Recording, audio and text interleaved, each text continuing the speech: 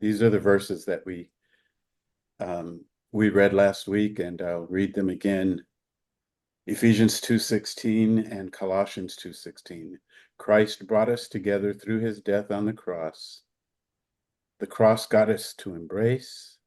That was the end of the hostility. And having disarmed the powers and authorities, he made a public spectacle of them, triumphing over them by the lynching tree, the cross. Yeah.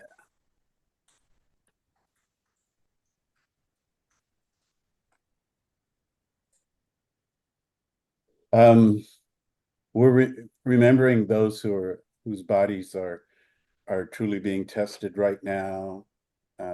Columba's in chemo treatment, and she's here today. We don't see Michael and Linnea, who both are dealing with pretty severe cases of COVID. And I think there are I think it's over COVID, and Rosie's recovering at the moment from COVID. So listen, everybody, stay away from COVID.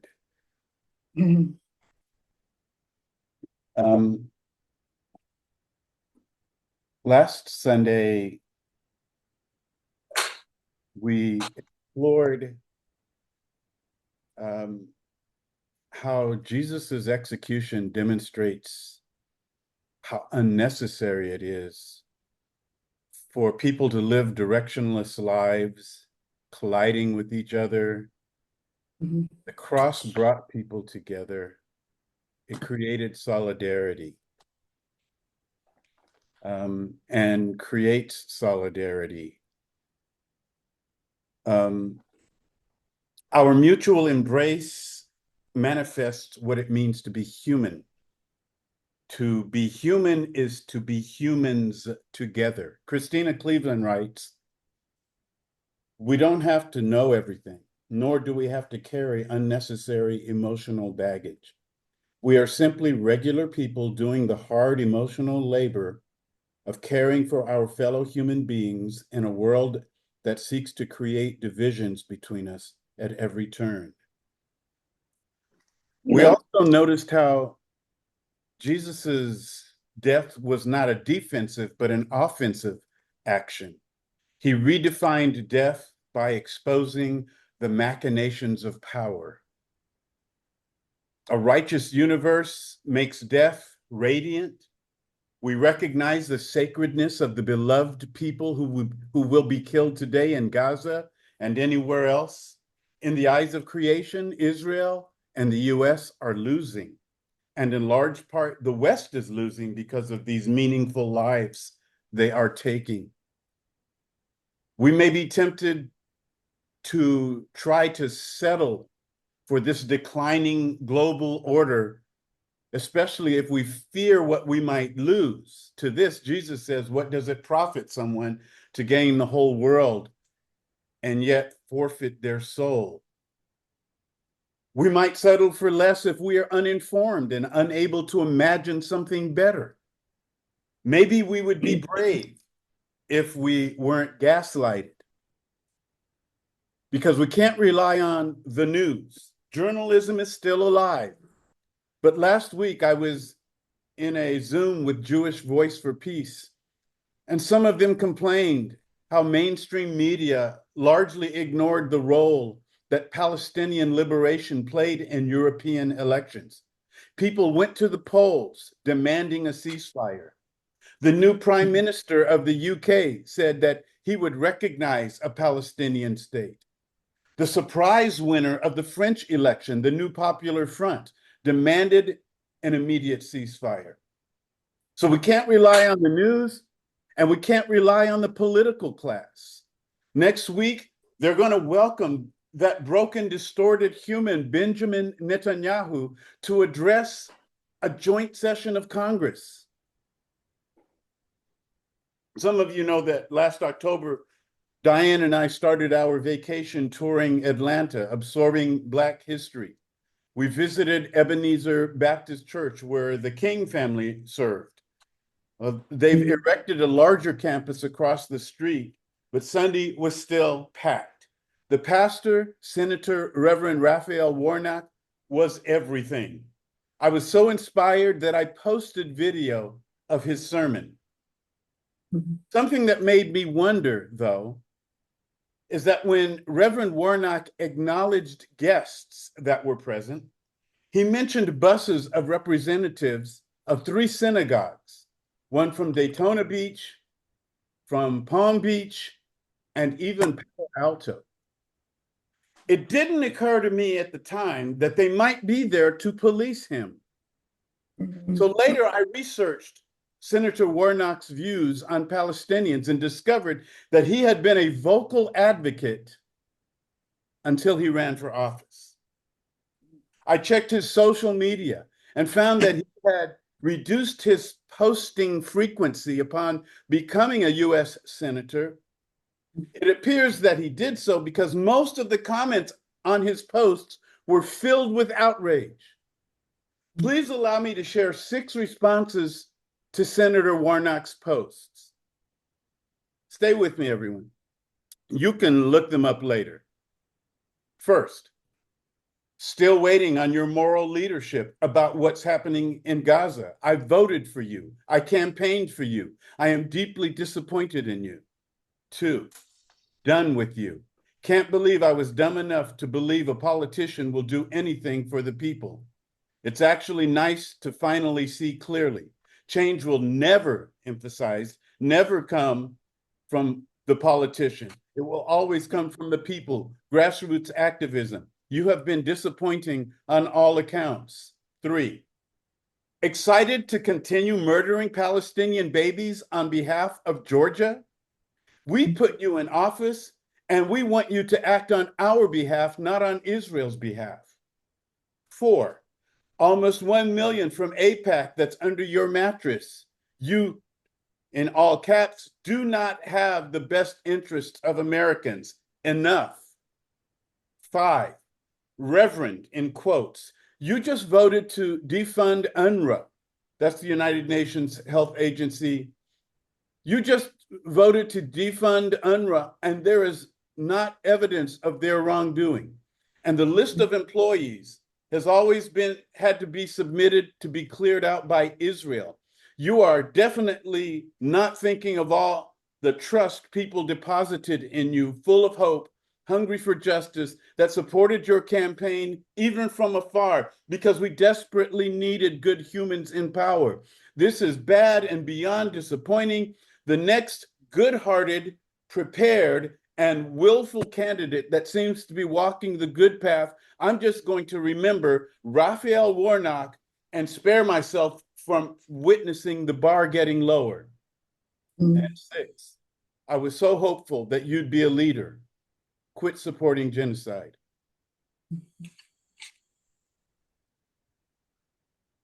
Back in 1990, I visited Israel for the first time. I was a guest of the Jewish Federation of Los Angeles. The tour was led by Rabbi Harvey Fields of Wilshire Boulevard Temple. This was not your common Christian tour, Holy Land tour, though we did visit a couple of sites. We were 13 Christian clergy along with Rabbi Fields and his daughter. I saw things that made me ask questions with unsatisfactory answers, even though it was a propaganda trip. Clearly, I discovered as I was there, but it didn't alarm me as much as it should have. Over the decades, I have participated in activities with the Anti-Defamation League and responded each time that other members of the local Jewish community called on me. I didn't realize how my involvement made anti-Zionist Jews skeptical of me until last fall. I had to do a deep dive into understanding the scourge of Zionism, a menace supported by some of the nicest people I know, including Christian Zionists, who vastly outnumber Jewish Zionists. According to the Religion Media Center, quote, Christian Zionism follows the belief in the Jewish right of return based on the Old Testament covenant made by God with Abraham, unquote. I knew Israel was a Western supremacist colonial project, and I even spoke and wrote about it occasionally. But I didn't realize just how deadly it was until October of 2023. I apologize. I am sorry. I am sorry for not being more sensitive to the plight of Palestinians, especially since I saw their resistance firsthand, the Intifada. And listen, I also understood as much as I could the fears of Jews. In fact, I was in downtown Jerusalem when I heard a loud blast, and I ran toward the sound to see that a bus full of people had been bombed and were burning to their deaths. Well, that was decades ago. I still thought of it as a conflict that could be resolved, worked out by accords led by US presidents. I was so naive. Even after I could clearly see that Israel was a settler colonial state, even after visiting illegal settlements, I was still under the influence of Zionist propaganda, misinformation our media continues to uphold. So I want to take a moment and just share a couple of statements by US presidents. In 1938, President Franklin Roosevelt, as I have had occasion to inform a number of members of Congress within the past few days, we have kept constantly before the British government, through our ambassador in London, the interest which the American people have in Palestine. In 1948, President Harry Truman, we had to take it in small doses. You can't move 5 or 6 million people out of a country and fill it up with 5 or 6 million more and expect both sets of them to be pleased. Oh, listen, over the past century, Jimmy Carter has been the only US president who has shown more than a hint of regard for the rights of Palestinians.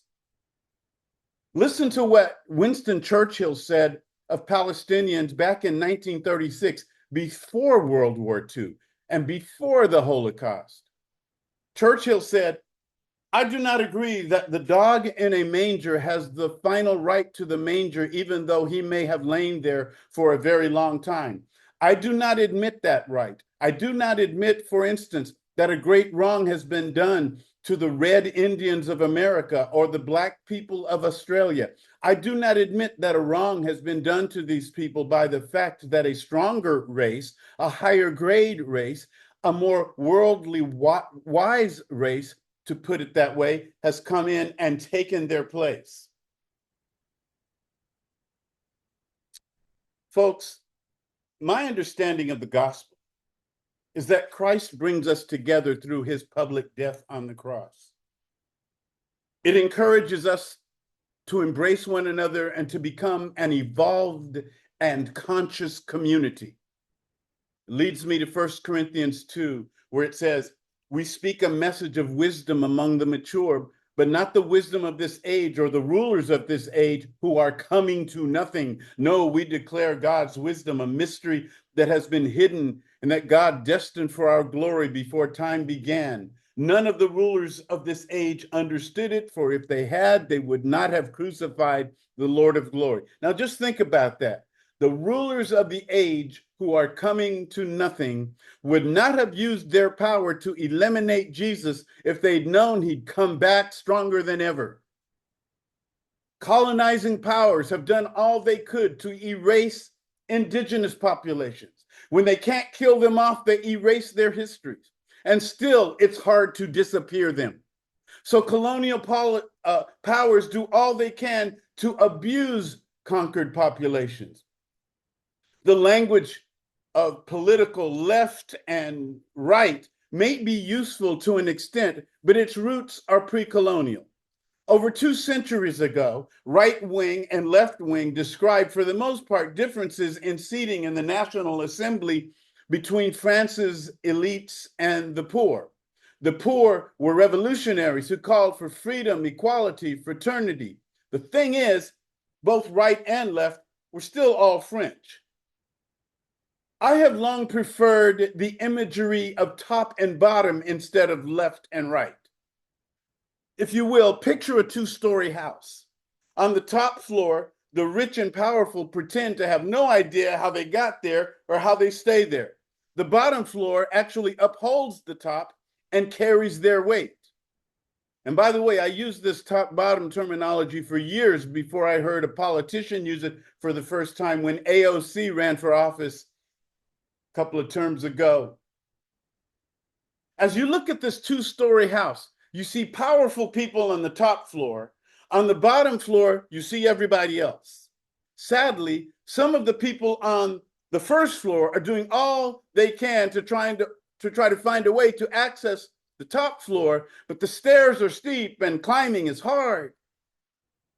What creates change, the change that we are looking for, is when people on the bottom floor lovingly receive one another, receive the people that the powers are crushing, because none of us is free until all of us are free.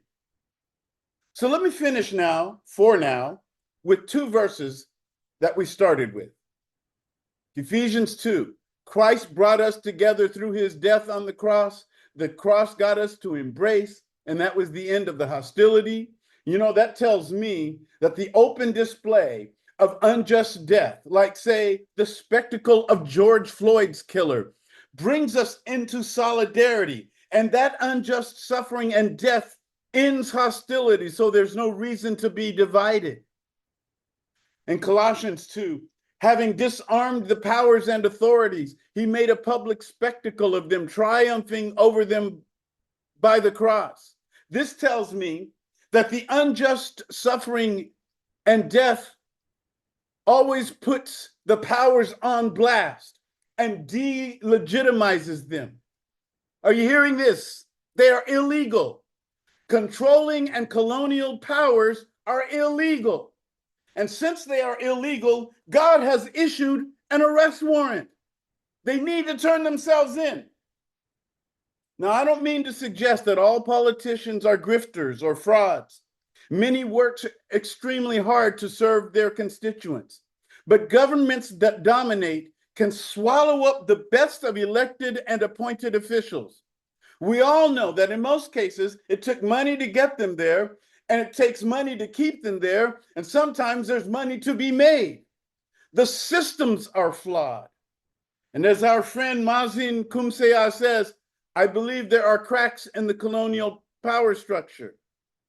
Folks, it takes a global village to raise up a new world.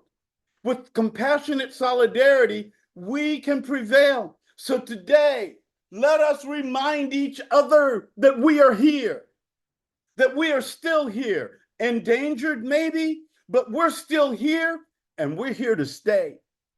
Lakota, Dene, Paiute, Tongva, and Chumash are still here. Armenian, Tutsi, Welsh, Irish, Ainu, Jews, and Bedouin are still here. Maori, Mayan, Mixteco, Hawaiian, Rohingya, Uyghurs, and Tibetans are still here. Queer folks are still here. People with disabilities still here. Farm workers still here. Renters still here. People with various disorders, they're here. And look at us Black folks, we still here. And to the martyrs, presente. Empires have always tried to delegitimize your body. They insist that you are illegal. They call you trespassers. And now, here's what everyone needs to understand. You are authorized to execute the arrest warrant. The empire has physical weapons, but our unity disarms them. We'd like to think they would just turn themselves in. to those on the first floor. That's who they would turn themselves into, if you're wondering. Turn themselves into the people on the first floor, because that's where the party is, not the Democrats or Republicans, the party, the festivities, the fiesta, the celebration. And if they don't surrender, or at least right away, we still have them just where we want them. We will hold them in our love, because love is our preferred condition. So we will stay right here. We ain't going nowhere.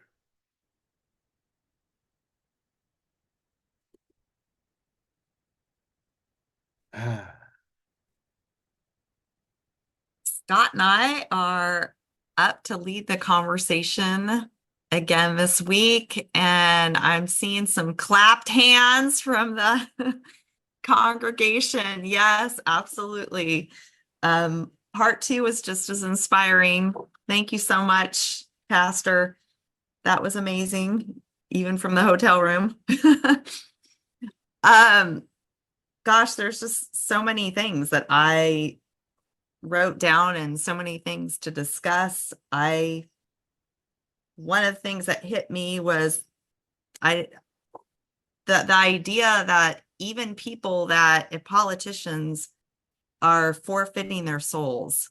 And I think that just resonated with me so much, because even people that I kind of hold up, are, when you really start to delve deeper, they're all on the top. And they all have something that they are in some way selling out. And I haven't found anyone yet that doesn't fit that description. So I appreciated that. I love that metaphor of the top and bottom instead of the left and right. Absolutely. And then the idea of just that we're here, we're a global village, we're here to stay, we're going to rise up. And I think the question for me is just, how do we strengthen our village? Like, what can we do to strengthen that? But I don't know, Scott, if you had anything you wanted to say before we kind of open it up.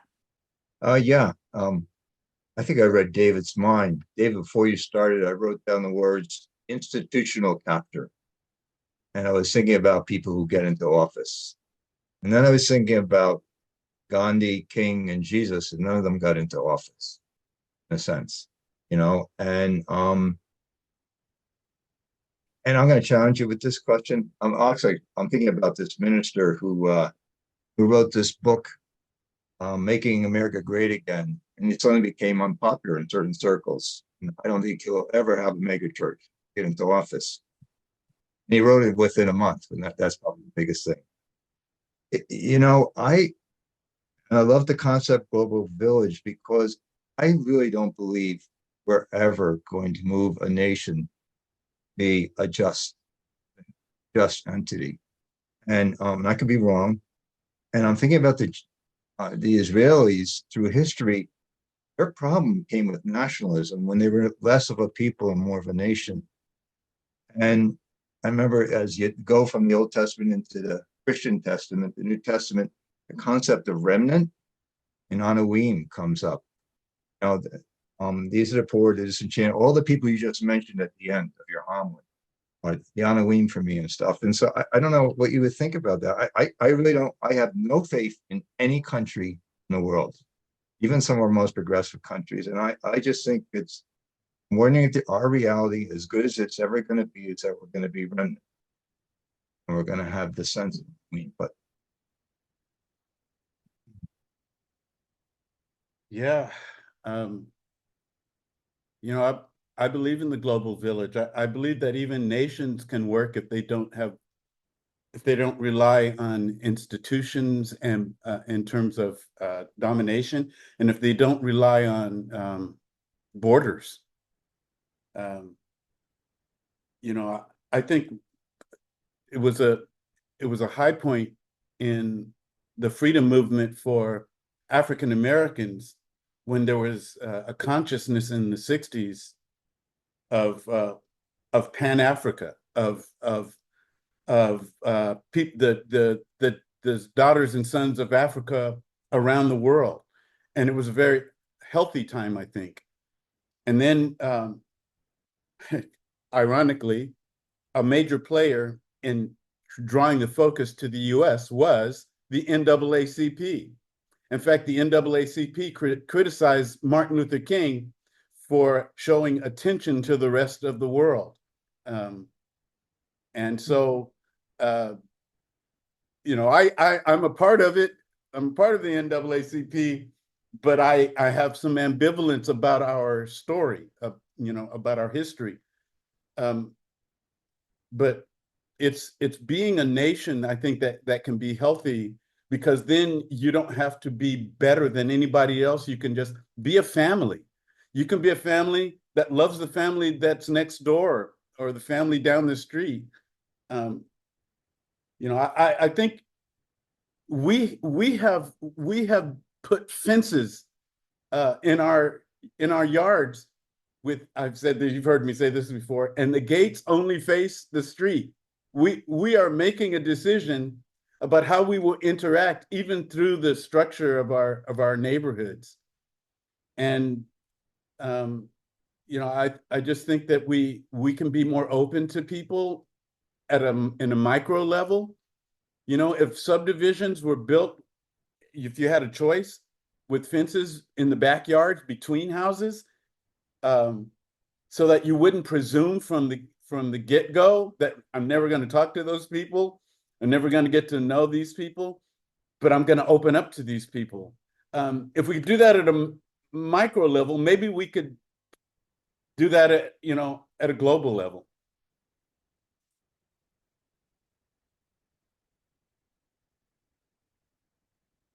Like to open it up to anyone that wants to comment or bring up other points of the sermon. There's a lot to unpack.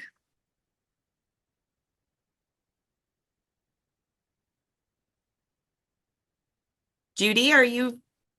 Yeah. Yes, go ahead. Okay. So it's been a very rough week here in the West Bank.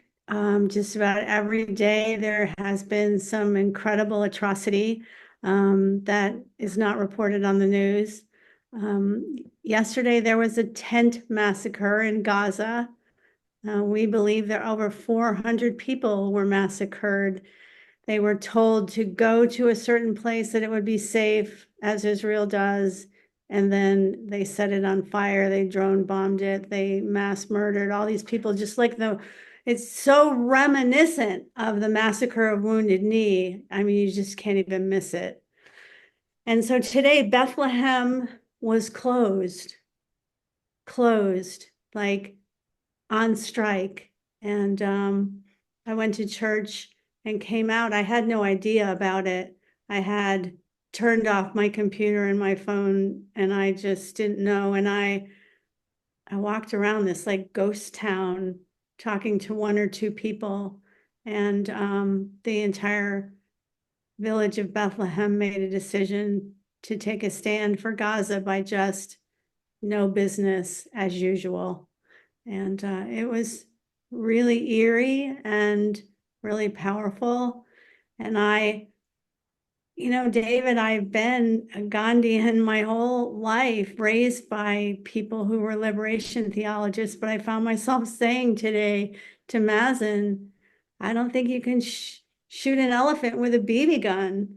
You might find me being a right to arms person. Like, if people could protect themselves, would they?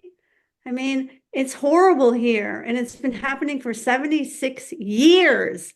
People have been killed and people have been kidnapped, and there are thousands of people being tortured in prisons, and now we're mass murdering them in front of our very eyes, and they don't have anything to resist with. I mean, sometimes I look at these videos of these brigades that are resisting, who are taking like the recycled bombs and setting up booby traps for the Israeli army as they drone bomb the entire village. And I think, what?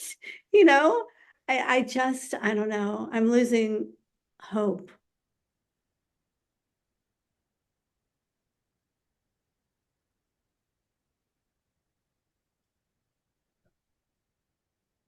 And I love you guys. You're a really important voice right now, Judy. Thank you for being here this morning. Really, You for being here, because at the same time, your presence in my life gives me strength to what you are saying, David, and what you are presencing, all of you, is true for me, or I wouldn't be here. And we'll be hearing more from Judith next week. Oh, great. It's hard to know how to issue the arrest warrants when you don't even know the crimes that are being committed. Yeah, Really right? frustrating.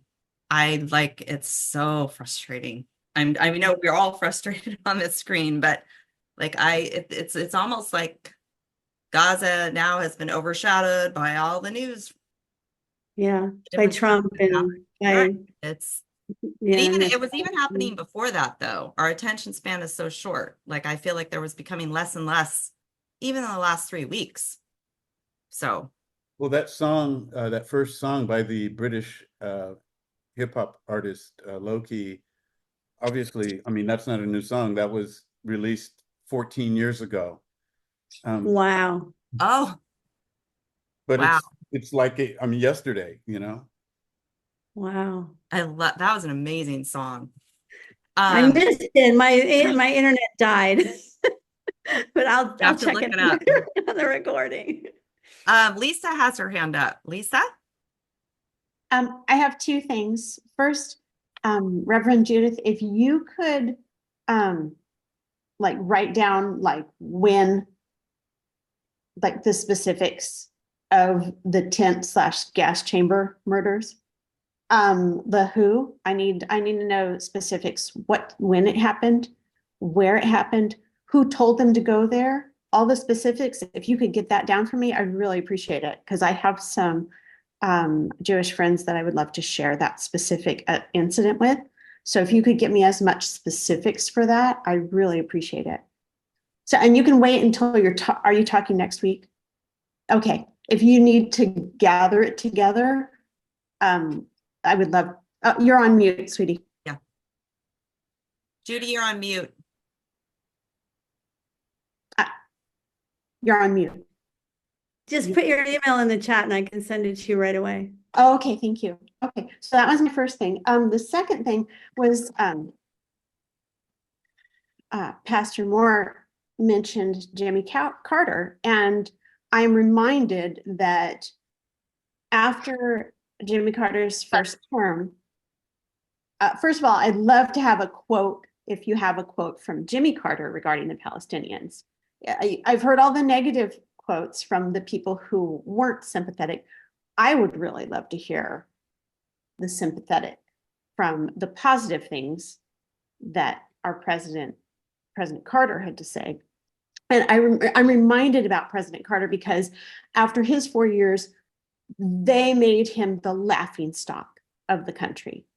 For years, he was looked down on. And it's just now that people are realizing, oh my gosh, look at how wonderful a president he was, and his legacy will be a great thing. But in the interim, he was badly portrayed and he was misrepresented. And so I just want to remember that, because unless I talk to him specifically, I don't know what happened. You know what I mean? I hear some things and I just want to know, I want us to be the people that ask questions when we see something that's not making sense, like the Senator Warnock's things. Has anybody sent the question, why did he vote for this?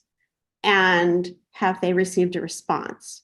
Because I think what we need to do, and I know for me, there are sometimes things that are presented for us to vote on. And when I read through them, I see there's problems with it and there's a lot of pork added to it.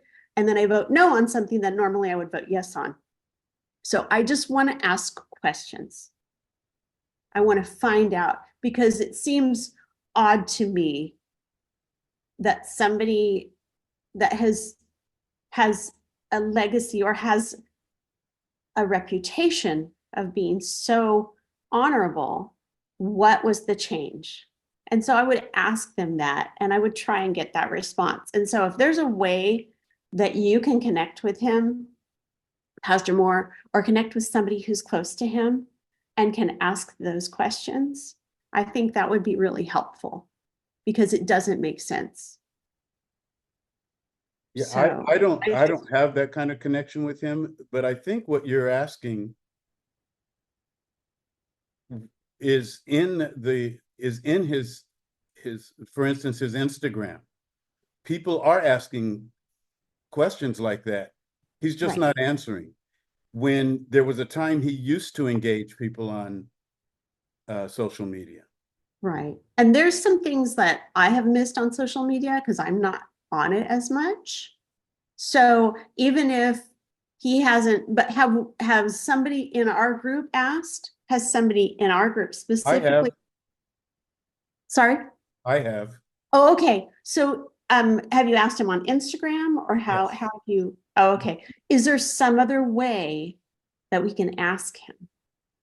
Some other way to communicate with him other than his Instagram account? Send a bus full of delegates, maybe? Say again, Matthew. I said send a bus full of delegates, maybe?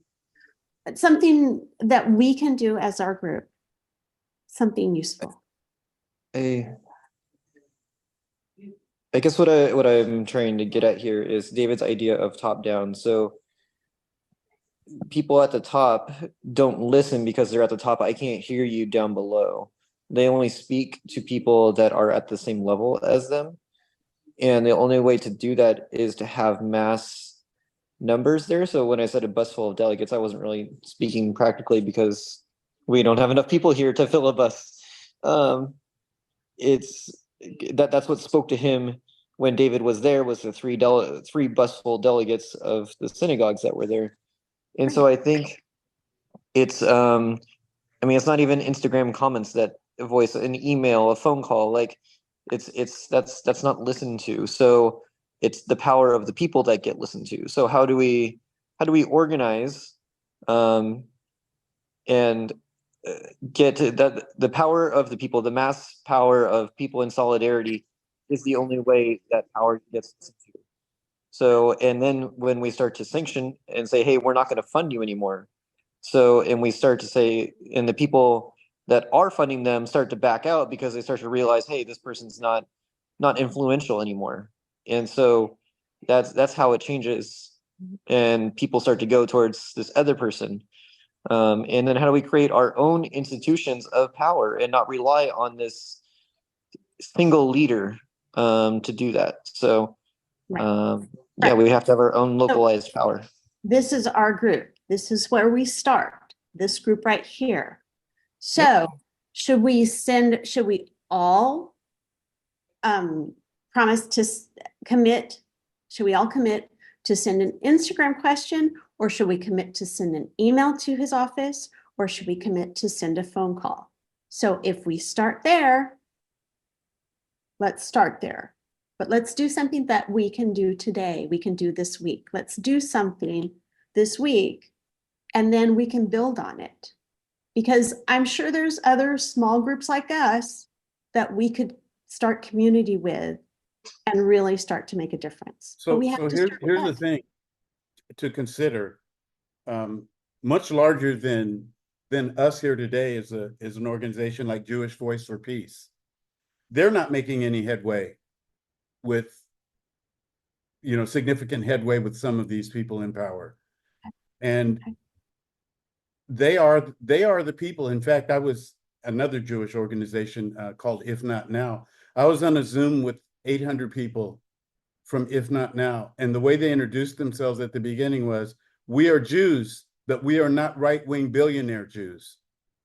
So the conversation, as Matt was saying, the conversation I think we need to have among ourselves to build ourselves, but not rely on the systems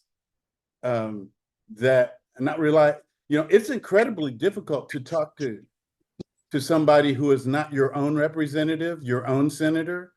It's just incredibly difficult to get through to them to even have a conversation with them, because they see themselves as being accountable, and not wrongfully so, but as accountable to the people that voted them in. But then, as those Instagram posts indicated, sometimes they're not even accountable to their own constituents. And that's the problem, because as Matt was saying, they get in power, and the people they talk to are other people in power. I was so disappointed because I try to follow Black and brown people in office, especially. And I watched video of Cory Booker talking to some college students that were surrounding him, challenging him on Gaza. He talked down to them. He spoke to them as though they didn't know anything. He said, listen, there are things that maybe you're not aware of. And it's like, no, they are aware. They have studied. They know. But the thing is that they've postured. They continue to posture in such a way that they're oblivious. They don't want to change their mind because they don't want to forfeit the big money, the funds that are coming their way. Okay, so here's my thing, because I've had my own trouble trying to get through to our own representative in this area. Yeah. So I totally get that. But so the only thing, what is our other option? We replace them with somebody in this group, or what is our other option? Other than what I agree, excuse me, I know I asked a question, but let me bear with me. What I agree is building the community, what you mentioned just a minute There you ago. go. Because that's what I'm working on. That's what I've been doing. That's what I've been striving to do, is build community with my neighbors. It's like learning, not just logistically, but neighbor as a cultural, as a spiritual, as an emotional connection. And so what do I do next? I'm looking for the next step that I can do.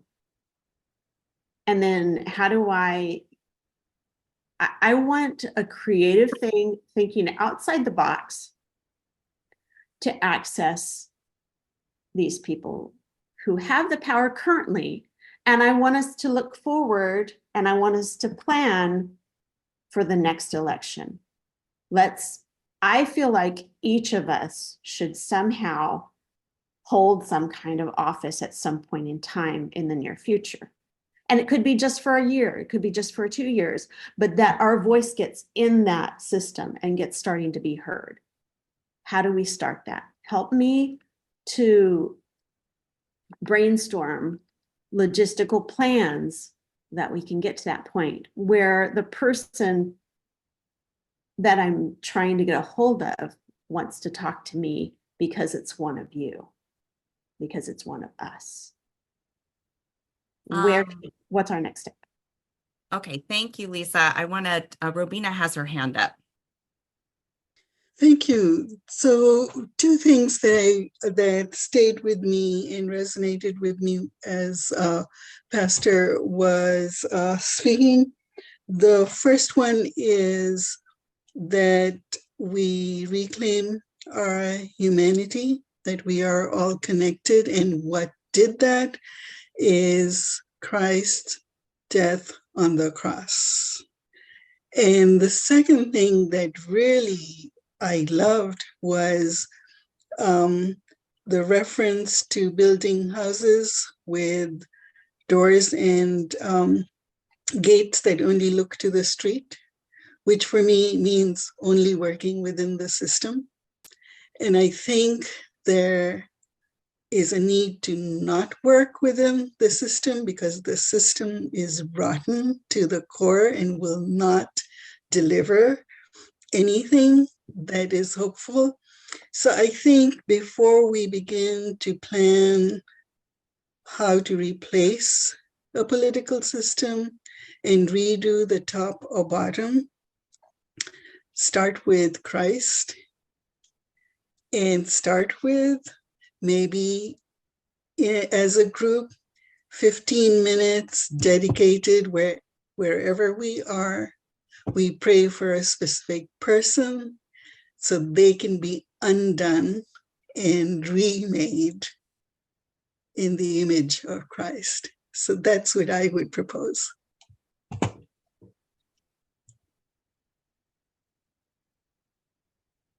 I love that idea of a collective prayer.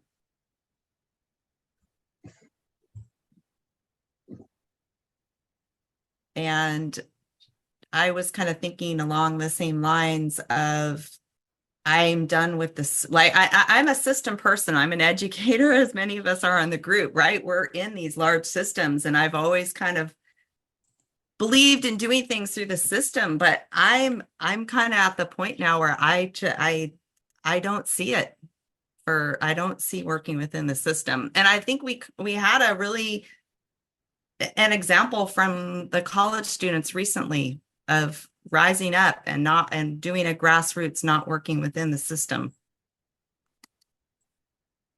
Thank you, Rabina. Anyone else?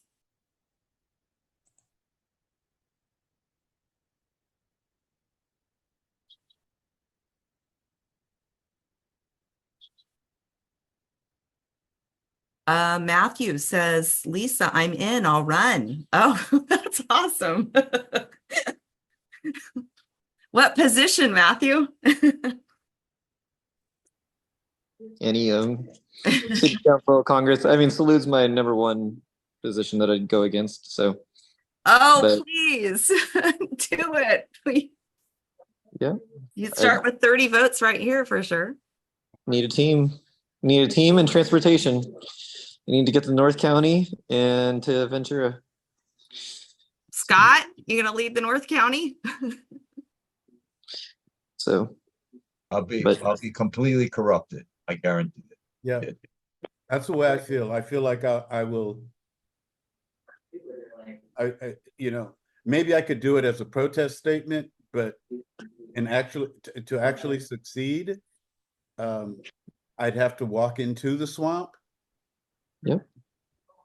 It's dirty. It's dirty. Isn't that what Jesus did?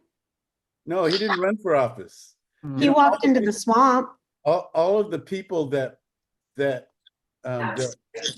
we've been talking about here today, was it you, Scott? You mentioned Gandhi, King, I don't remember who else. Jesus. Yeah, Jesus. these are people who didn't hold political power, and you know, and yet they're the ones we remember. You know, I think that Mandela is an exception.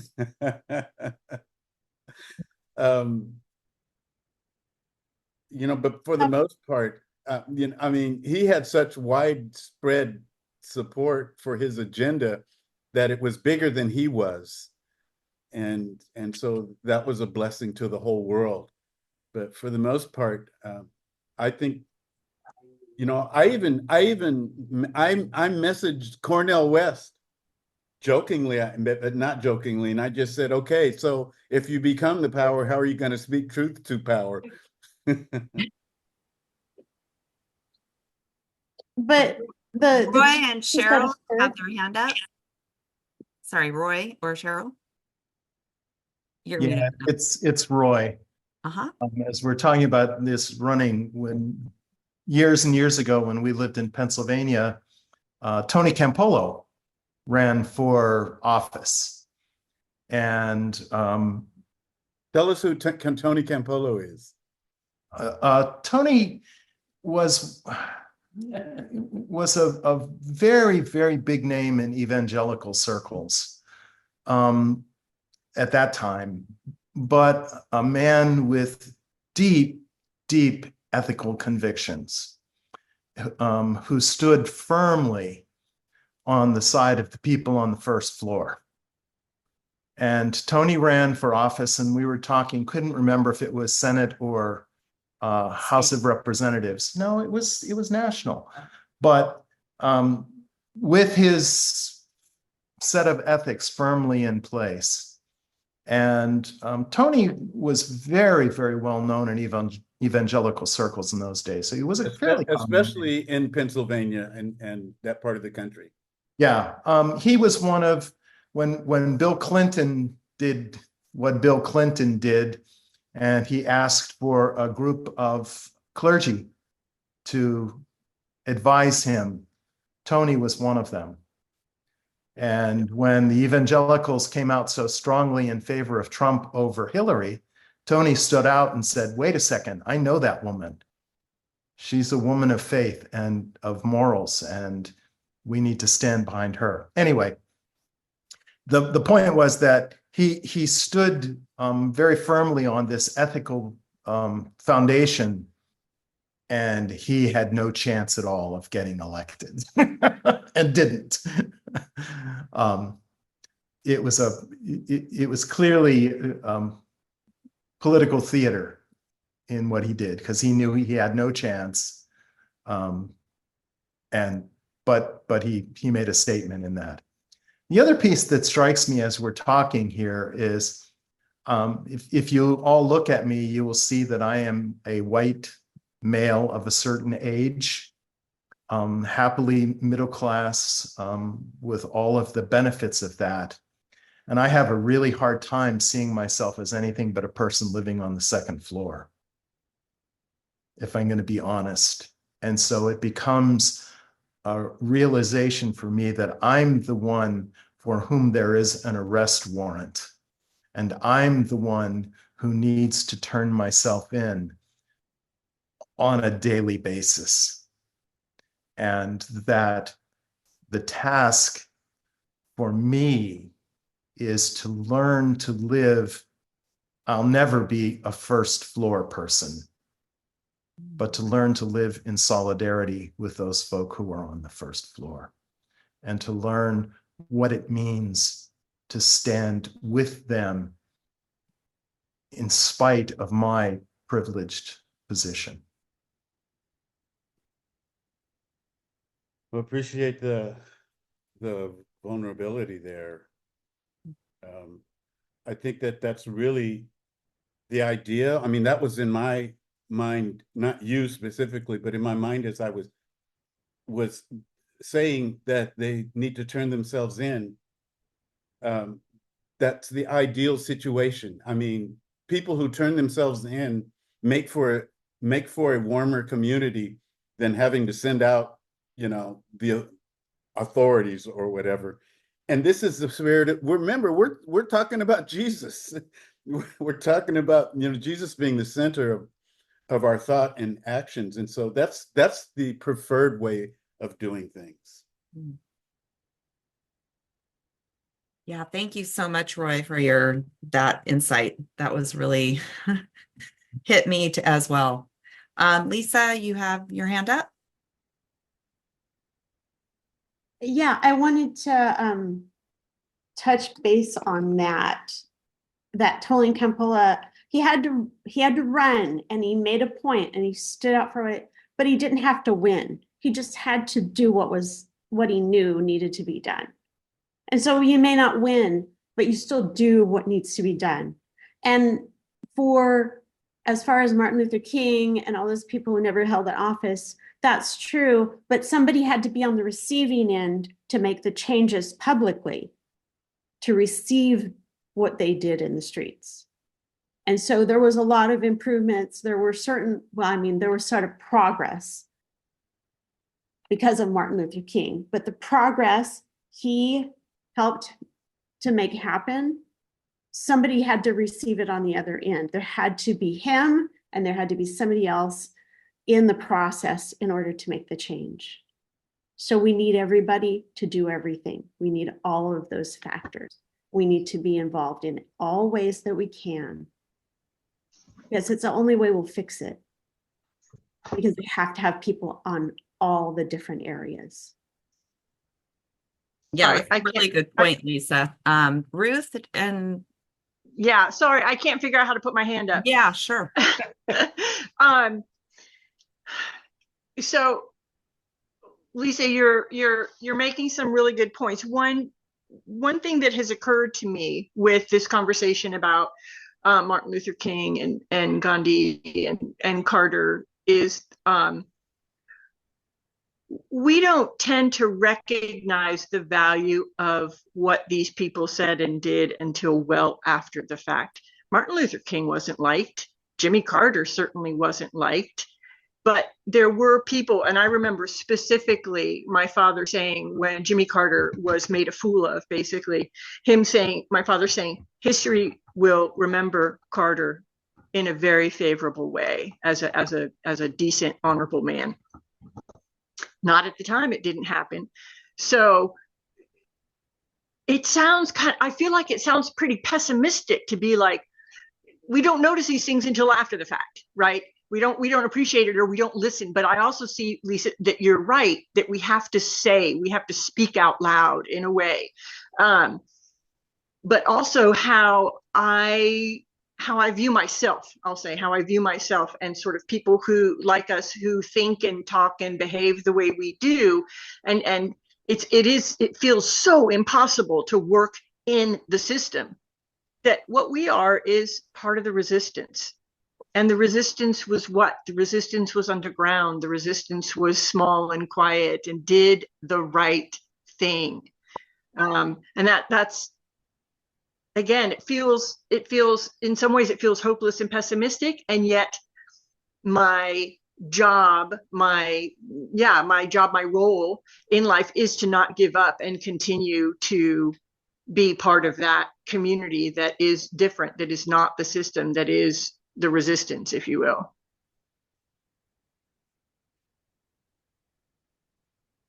I think as we, and when I say we, I don't mean just those of us who are online now, but including those of us who are here now, as we identify and as we live in community with people that is resistance, I really hoped to underscore the degree of corruption within the system that Barbara gets beleaguered by.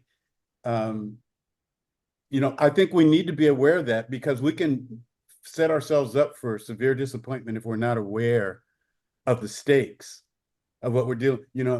I have quoted Jimmy Carter before as well, but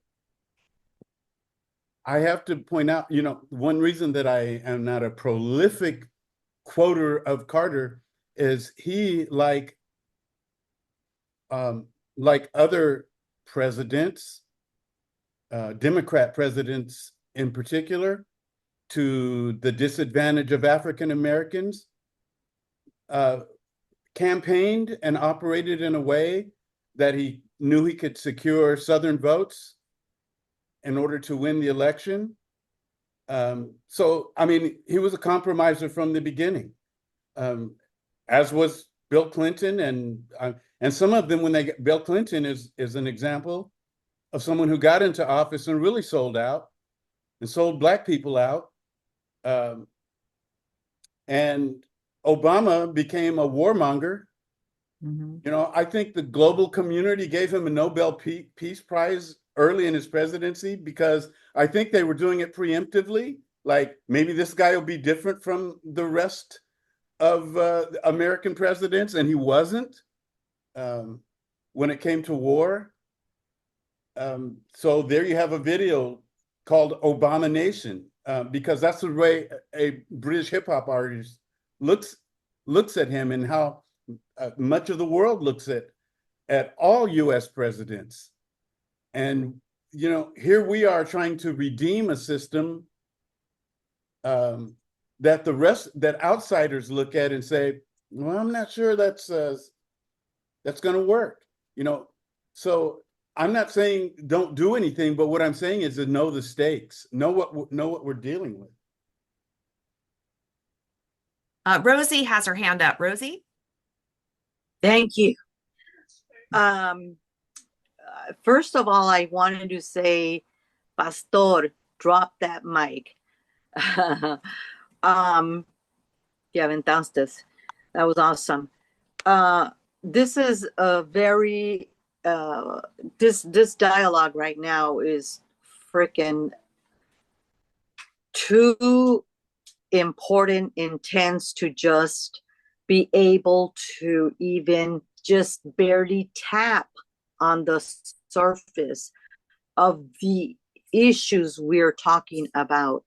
I want to say, Lisa, I love you, my sister. I love everybody on here, but I do have some questions. There's some other sisters on here that I would say, oh man, if we could have like a little sidebar that all y'all could listen to us talk, and that would be my sister Columba and Claudia and Ana Rosa. I don't know if I've seen her name there, but whoa, I think a lot of you would be like, what the da da da da, okay? Dun dun dun dun. Because we would keep it real. I'm going to say this, Pastor and all the other people of color, I'm going to guess and take it out on a limb by saying, you know, we know too well, we people of color, women de color, we've lived every fucking single day of our lives. Okay, I'm keeping it 100 now. Okay, in the trenches, in the realities of what has been happening historically to our people. Okay, and all the other our peoples around the world. And so it's frustrating as all crap, you know, to think that there are individuals such as myself, I'm going to say, to like, ooh, just go for it and run. No, you know, you don't even know what I've been involved in my history, my life history. Okay. But it goes way back, and at a very young and early age, you know, being involved, and I mean heavily involved with people that the first thing they would do is, you know what, let's start pulling all the rags out. You know, let's start pulling all the rags out of the individuals, because, you know, they play dirty like that. All right. Let's get that clear. I'm revolution minded. Okay. I believe Jesus is, was, and will be revolution minded. That's what he stood for in my heart, in what I believe, you know, Jesus to be in my life. I love what Sister Robina said, you know, about beginning from that point. But Roy, brother Roy, I tripped out on what you said.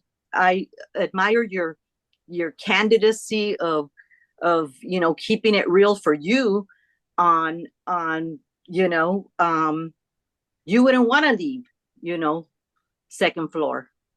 But it hurts my heart to hear that reality, because when we begin to see life for that is an impediment. That is a true impediment that will continue to work against our ideas. Because we can say like, oh, I'm willing to go this far only because really, I like it up here at the top. And it's dangerous. It's dangerous. But that's just a tiny, I can't even say it. Somebody else, Claudia Columba, say something. Ana Rosa, come on. Yeah, I agree, Sister Rosie. I don't mean to interrupt you, and I want to piggyback on everything that you said in your first statement on like we need to have a sidebar. No, sister, we're having the conversation now. You know what I mean? We've been having sidebars. We've been having sidebars all our life. And sometimes allies want to come in and take part, and sometimes they take part and then walk away and be like, oh, this is too much for me. It's overload. Well, we're overloaded in life. How much more overload do we need to have? It's July now. The genocide was back in October. Like, you know what I mean? This is the conversation, sister. This is part of the change that needs to be made in the world. Like, we need to have these conversations. Yes, it's uncomfortable. Yeah, that's pretty much where we're at in the world. We're all uncomfortable. Like, sometimes I don't want to watch the news. No, I don't want to connect on social media for days on end, you know? Do I feel physically hurt?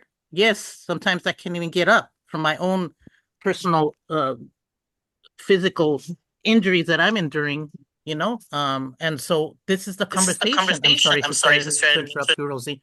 Um, so like, and back to the, there's only 30 of us here. Well, somewhere in all social movements, it started small. It wasn't like all of a sudden, oh, poof, magic wand.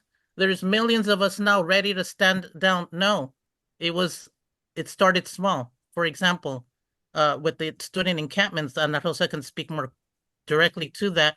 It wasn't like, oh, there's just thousands of us in each campus just ready to do it, and we got the support that we need. No, they clearly were under physical uh danger, right? Including UCSB and CSUCI to a smaller degree, but still they were swept. That's still danger. That's still a threat. That's still like, oh, really?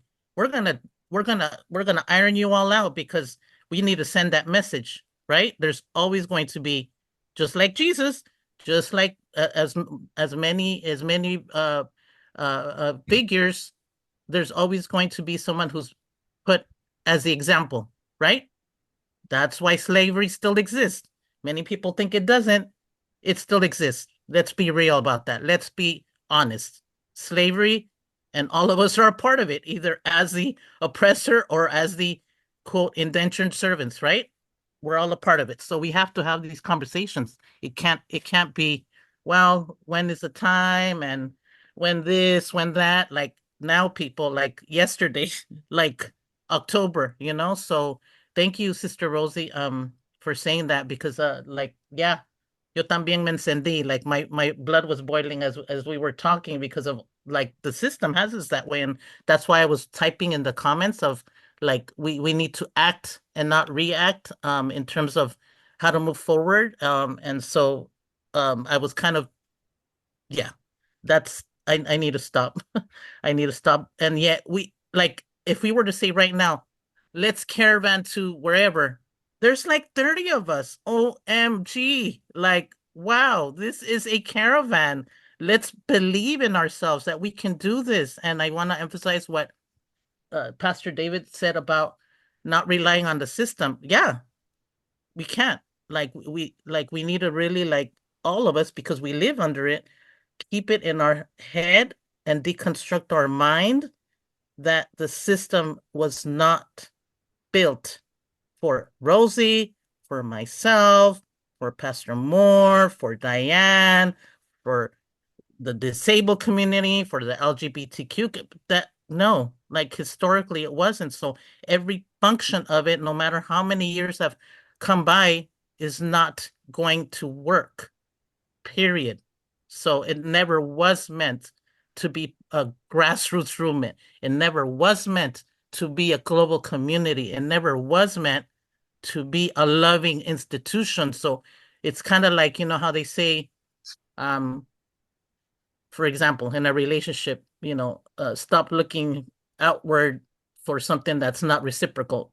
We can't like put a circle in a square, The system is the square, for example, and we're the circle wanting to build a global community. No coincidence. It's not going to match. And that's why people who have run for office that have really done it to do well get excluded out because that's not part of the square, right? Like they're not the square, they're the circle. And if they continue with that circle, what happens with like when you throw a rock in the water, there's a ripple effect, right? The system doesn't want that. So what do? Oh, they're like, oh, that's just some random rock, doesn't mean anything. Well, no, it means a lot because the ripple continues. If you watch the ripple go, it continues on its own, right? So I just feel like I've expressed this before, I'm gonna say it again. There's Claudia de la Cruz, who's I don't know what her numbers are, running for president. I think her teammate is Karina something. I can't remember the last name. So, and what I've heard a lot, I want to be honest, from people, it's like, oh, they're never going to get there. Well, yeah, I mean, we're already putting it into the universe. So we keep saying never, then how are we going to make that change? Right? Like we ourselves need to speak with that depth of Christ that we talk about. Let's put it into action. Christ took it to the grave, right? He took it to the cross. right? So we also need to give that to ourselves and to the people that are coming, the generations coming forward, and to the generations that have died, like the children that have died in Gaza since who knows when. How do we honor every life lost? Let's work together and not like step into that fear. Like fear is one of the greatest um tactics of the whole system. So thank you. Yeah, you were connecting kind of like what we talked about last week, which was what are you willing to die for? And we look forward to part 3 next week. So that's in 2 weeks. 2 weeks. I'm sorry. We get Judy next week. Yes. Super excited about that. Yeah, I just wanted to keep talking about what Claudia was talking about of not living in fear, because fear is the tool of the oppressor. It keeps us with a very limited imagination, and it keeps us in binary thinking. Like, are we going to either work in the system or are we going to work out of the system? We need to do both. We need to continue to have good people run for office, support them once they're in office. We need to continue to build the other system that we want as we're doing that. And I think that part of what the students showed us is that our imaginations are powerful, and that part of why I think they, their encampments got swept is because they were showing us an alternative of how we can live in community where everyone's needs are taken care of. Everyone being fed, everyone having their housing taken care of in a beautiful way. And that's very scary to the people who are developers, to the people who want people to continue to buy into this capitalist system, thinking that it's either this nuclear family needs or it's, like all of us divided. That's not how the students were living in those encampments. It was literally everyone looking out for each other, making sure everyone was fed, was housed, was loved, was, taken care of. And I think that is brave. It is brave to step out of these systems, and it's going to take more of us to continue to step out of the systems. As even when we get in our positions, if we do run Matt or whoever we're going to run for office, like not get comfortable in that system. And if it takes Matt stepping out in powerful ways, then we show up for Matt. Yeah, we're like at least 30 people right now. What Claudia was saying, if we show up, like that's already a good amount of people to show up to anything. We can make noise, we can do so much. I think what's been harmful, especially on the Central Coast with this nonprofit industrial complex, is that that's a system within itself. Like people are very comfortable in that system, and there's boundaries to what you can say in that system. That's why standing up against genocide led to me being fired, because that was not within the system of what was comfortable to be talked about. And so I feel like, so what? I was supposed to, I guess, hide under a rock after that. Not start marry with my other sisters and brothers, not, continue to stand up against genocide. But that was not what was going to happen, because we have to keep fighting. And people are always like, well, why are you always here? Why are you always there? It's because it is not a choice for me. I'm a mother. I do not want my daughter to live in the same messed up world that we're living in, to have to grow up in the same messed up world. I'm trying to do everything I possibly can every day of my life so that she has a better possibility. And I don't mean like, oh, so that she can make money in the American dream, that bullshit that they feed us. It's like to actually live free, to be liberated, to be whoever the heck she wants to be, and to be in community, and for that community to really stand behind her and to stand with each other. So I think, yeah, it's not a question of either this or that. We need to do it all, and we need to do it every day, and we need to be fearless, and we need to stop just saying, okay, I'm only comfortable to here, and then I stop. We need to go past those boundaries. We need to build the world that we dream of right now. So, And Rosa, that's a good place to segue. You talked about community. It's a good place for us to segue to communion.